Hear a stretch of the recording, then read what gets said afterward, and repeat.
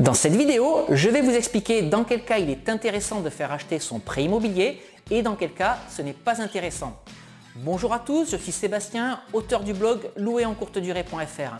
Je vous souhaite la bienvenue dans cette nouvelle vidéo dans laquelle je vais vous expliquer pourquoi il n'est pas toujours intéressant de faire acheter son prêt immobilier. Alors avant que je rentre dans le vif du sujet et avant que je vous explique pourquoi, je vous rappelle que vous avez la possibilité de vous abonner librement à ma chaîne YouTube en cliquant sur le bouton juste ici.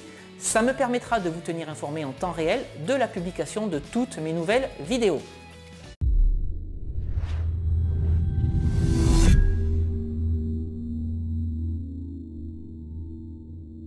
Alors vous l'avez certainement remarqué, les taux d'intérêt baissent, ce qui occasionne de nombreux achats immobiliers, mais également de nombreux rachats de crédits immobiliers.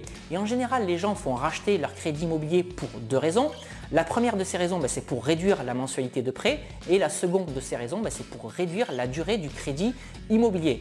Et parfois même, certaines personnes font racheter leur crédit immobilier pour ces deux raisons à la fois. Alors en ce qui me concerne, avec ma compagne, on a acheté notre résidence principale fin 2010 et à l'époque on a souscrit un crédit immobilier sur 20 ans et le taux qu'on a obtenu est de 3,40%. À l'époque c'était un bon taux et d'ailleurs la mensualité de notre prêt immobilier était initialement de 1 153,06 € exactement. Alors aujourd'hui, ce qu'il faut savoir c'est qu'un crédit immobilier sur 20 ans peut être fait avec un taux d'intérêt de 1,2% et je me suis amusé à calculer la mensualité de mon crédit immobilier si à l'époque j'avais eu un taux d'intérêt de 1,2%. Alors ce qu'il faut savoir c'est que cette mensualité de prêt serait exactement de 940,51 €.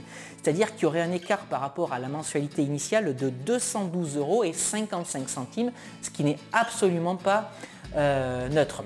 Alors tous les experts, qu'ils soient courtiers ou banquiers, s'accordent pour dire que le rachat d'un crédit immobilier est intéressant dès lors que la différence entre le taux initial et le taux du rachat dépasse les 1%. Alors j'ai voulu vérifier ça au travers d'un exemple que je vais vous soumettre dans cette vidéo.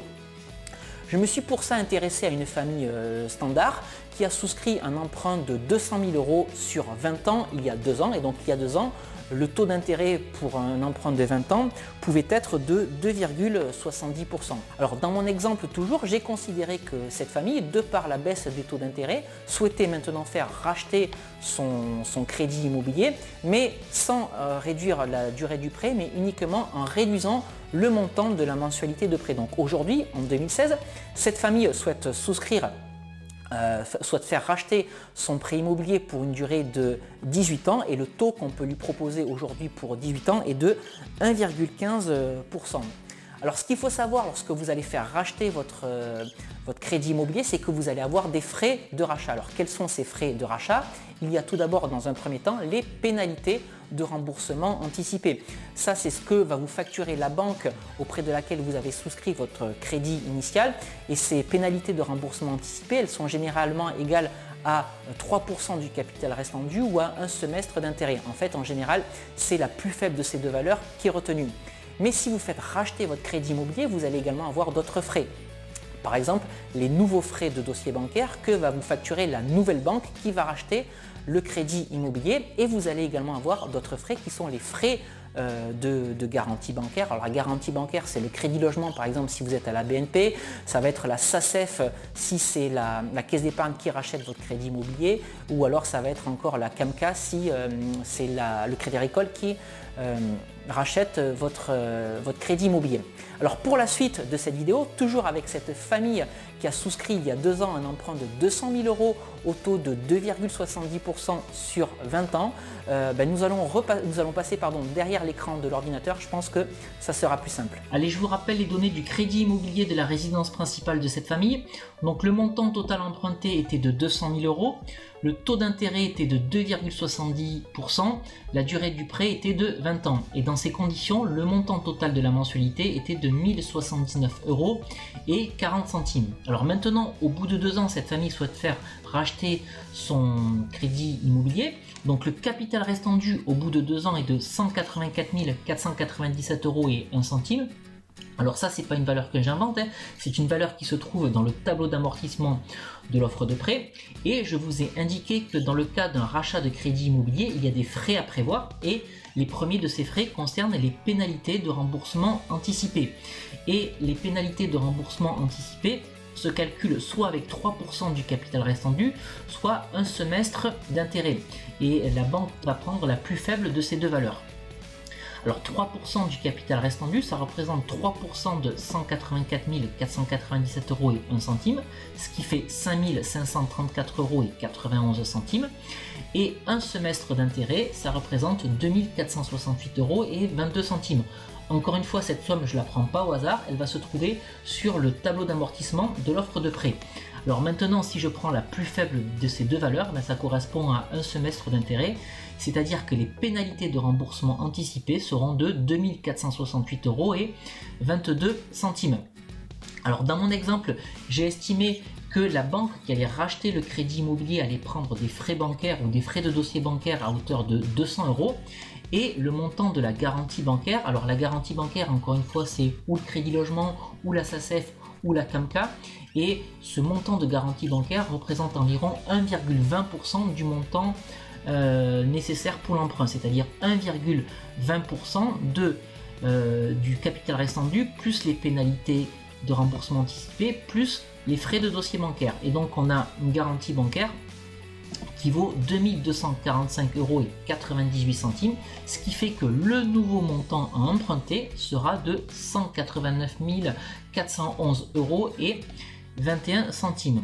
Alors ce nouveau montant sera emprunté sur 18 ans au taux de 1,15%, et ce que je vous propose tout de suite, c'est qu'on regarde ce nouveau prêt immobilier par rapport au prêt initial.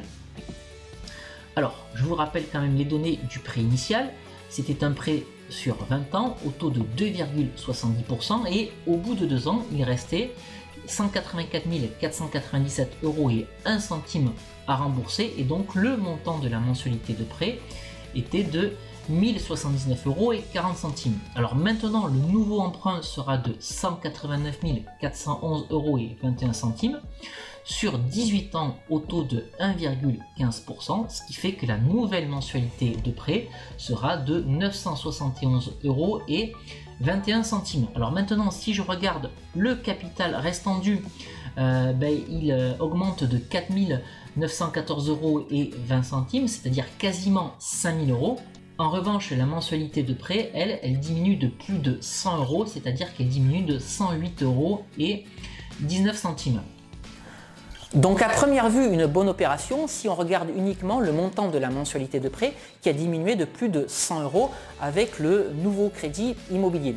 Pour autant, le capital restant dû ne doit pas être négligé puisque cette famille doit maintenant 5 000 euros de plus à la banque qu'elle n'en devait avant le rachat du crédit immobilier. Et donc la question qu'on est en droit de se poser, c'est est-ce qu'il existe un moment à partir duquel le capital restant dû du nouveau crédit immobilier va être inférieur au capital restant dû de l'ancien crédit immobilier, c'est-à-dire du crédit immobilier initial. C'est ce que j'appelle moi le point de bascule, et dans le cas de notre exemple, je me suis amusé à calculer ce point de bascule.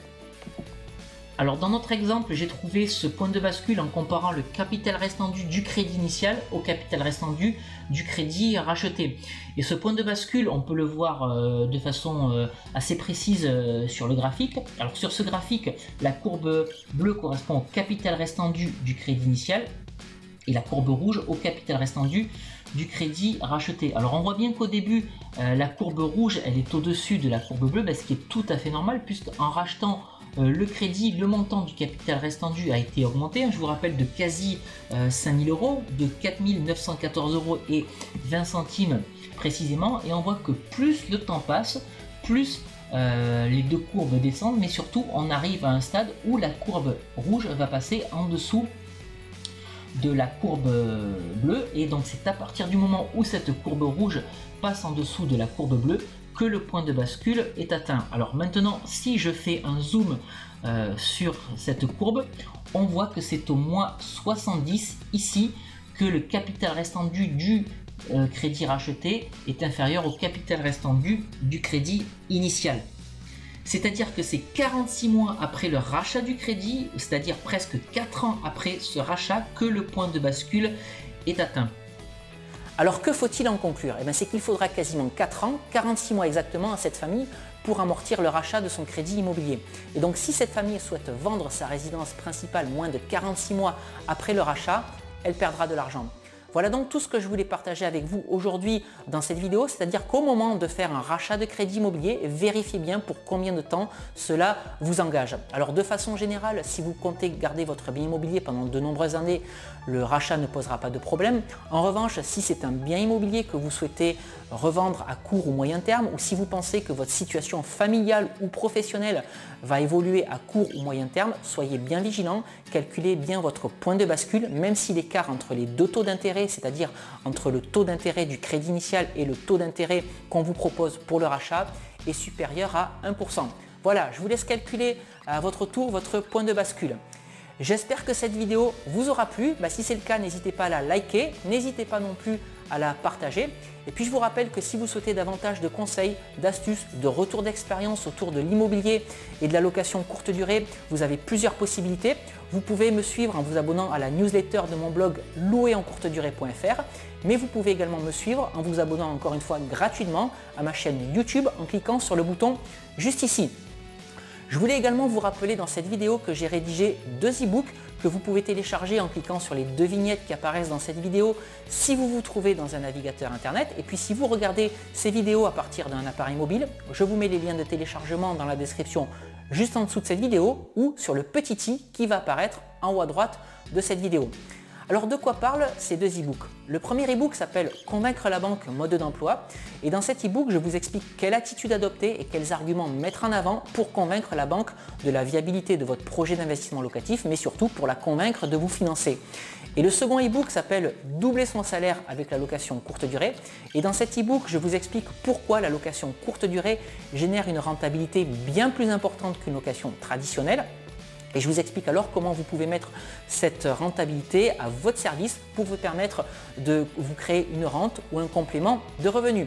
Voilà, écoutez, je vais vous quitter ici pour aujourd'hui et encore une fois, soyez bien vigilants avant de faire acheter votre crédit immobilier. Je vous dis à très bientôt pour une nouvelle vidéo. Ciao!